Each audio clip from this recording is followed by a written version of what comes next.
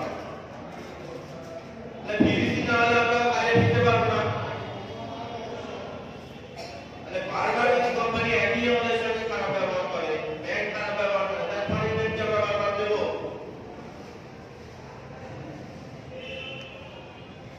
নিশ্চয়ই দেবো না।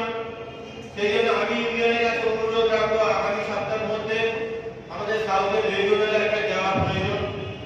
কোম্পানিকে একটা মেল করা হোক, ব্যাংকিং একটা সাইডে মেল করা হোক, মেল করে যাতে আগামী সপ্তাহের মধ্যে আমরা রিজিওনালে বসে একটা কথা বলতে পারি যে বারবার কেন তারা আমাদেরকে হ্যারাসমেন্ট করছে, কাজে ফেরাবে না ফেরাবে। আমরা কিন্তু এখনো সিএলসিতে আছি, সিএলসি বন্ধ হয়নি। সুতরাং সেটা আমি ইউনিয়নের কাছে একটা আবেদন রাখবো, যাতে আমরা যে ছেলেগুলো বারবার পিভিসি দেওয়ার সত্ত্বেও যদি আবার পিভিসির প্রয়োজন হয়, তাহলে কাজে ফেরার পরেও তারা বিভিন্ন রকম পরিচালনা দিয়ে বলে তোমাদের কাজ চলে যাবে, এরকম একটা ভয় কাটিয়ে আমাদের নাম করিয়ে রাখবে। তো আমি সেই জন্য ইউনিয়নের কাছে আমি আবেদন রাখবো যে নর্থ এবং সাউথে যারা কাজে ফিরেছে, প্রয়োজনীয় পর্যায়ে একজন ছেলে বাকি থাকলেও তাদের জন্য আমরা যাতে রিজিওনালে গিয়ে কথা বলি, তার একটা ব্যবস্থা করুক। 3 নম্বর, আমরা গত পুজোর আগে এক সপ্তাহ আগে আমরা রমেশদার অফিসে গিয়েছিলাম, যেটা বর্তমানে জনগণের পিআর অফিস এখন। তো আমরা সেখানে গিয়ে আমরা বলেছিলাম যে দেখুন, আপনি তো বলছেন তোমাদের ডকুমেন্টগুলো ব্যাংকে জমা হয়েছে, তো আমি যে সময় বলেছিলাম ঠিক আছে আপনি জমা করেছেন, ভালো হয়েছে, আপনি রিসিভ কপি আমাদের দিন। বারবার বলা হয়েছে, আমাদের সেই রিসিভ কপি আজও পর্যন্ত তারা দিতে পারলো না। আমার ধারণা আছে কোম্পানি মিসগাইড করছে আমাদের, ব্যাংক সেই মিসগাইডটা করছে না, আমার যতটুকু ধারণা। তো যদি কোম্পানি সেই মিসগাইড করে, কোম্পানি যে 2 বছর ছেলেদের বসিয়ে রেখেছে, তারা কাজে ফেরাতে পারবে না, আমরা তাদের কাছে যাইনি, আমরা কাজে যাবো না। আমরা সব ছেলে সেন্টারে জমা দিয়েছিলাম। সেন্টারের একটা সমস্যা হয়েছিল যে তারা 6 পাস, 7 পাস, 8 পাস, 9 পাস ছেলেদের দেবে না, শুধু মাধ্যমিক পাস ছেলেদের দেবে। তাহলে সেই জায়গায় আমরা দেখলাম যে আমাদের প্রায় 200 ছেলের মধ্যে খুঁজে দেখা গেলে 100 জনের মতো মানুষ দেখা যাবে 8 পাস, 93 জন আমরা কাজে দিই। কিন্তু আমাদের লড়াইটা তো 200 জনকে নিয়ে। তাই আমরা চিন্তা করলাম, আমার এগিয়ে পিআর কোম্পানি আমরা বেরিয়েছিলাম যে এদের এই জেলাতে আধিপত্য নেই, খুব কম আধিপত্য।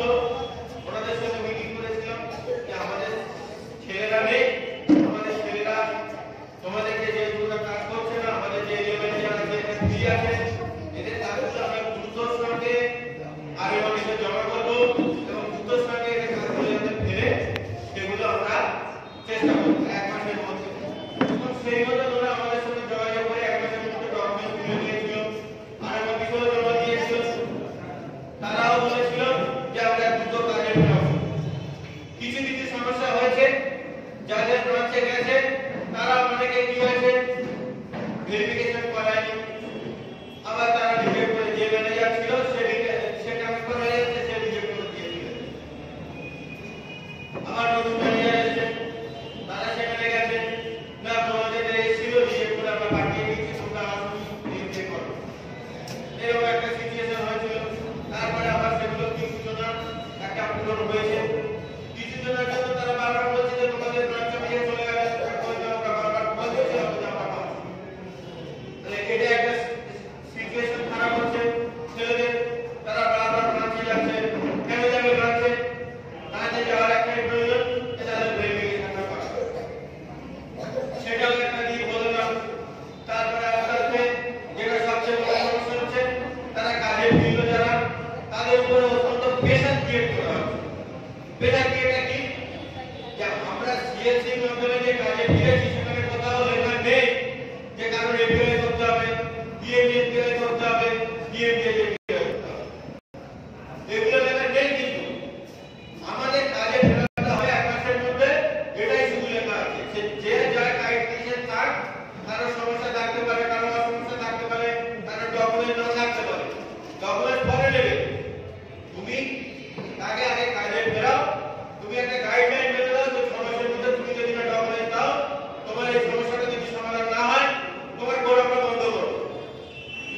সেদিকে না গিয়ে তুমি শুধু প্রত্যেকটি ডকুমেন্টের গল্প আমাদের শোনাচ্ছ।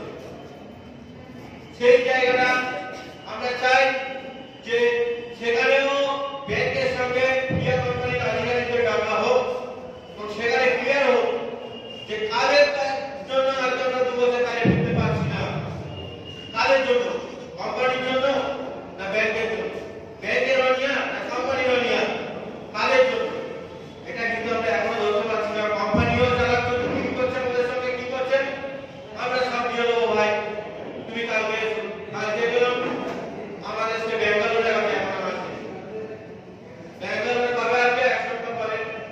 ব্যাঙ্গালোর থেকে আর 1 সপ্তাহ হয় না, আর আসে না, আর ছেলেদের সমস্যার সমাধান হয়। তো সেই জন্য আমি ইন্ডিয়ানের কাছে আবেদন রাখবো 1 সপ্তাহের মধ্যে যাতে এটা দ্রুত ব্যবস্থা নিয়ে কাজে ফেরে তার একটা প্রতিক্রিয়া দেখাতে হবে।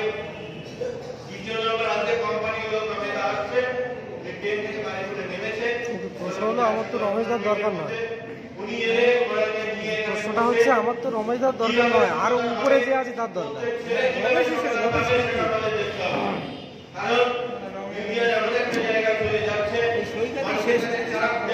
দরকার তো আরো উপরে যে আছে,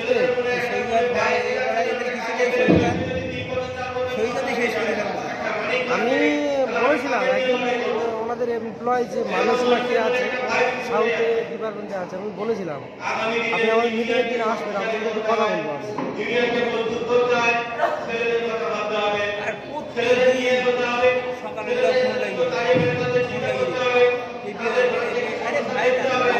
আমি তো কাউন্টার করি 10:30, 10:30 করি, তাহলে আমার লং রাস্তা আসতে একটা সময় লাগে।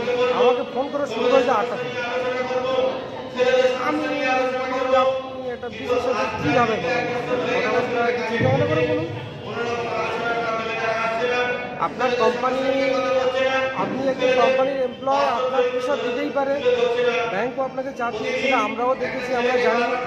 কারণ আপনি কোম্পানি কেন বলবেন, ব্রাঞ্চ থেকেও আমাদেরকে বলবেন। মেন ব্যাপারটা হচ্ছে আপনারা বিসির সাথে কী ধরনের কথা বলবেন। আমার হেড অফিসের নির্দেশ, আমি বলার জন্য বললাম, আপনি কী করবেন আমি জানি না, আমি আমার অর্ডারটা দিলাম। তা আমি কি এই সময় বাড়ি বাড়ি সার্ভে করতে পারবো?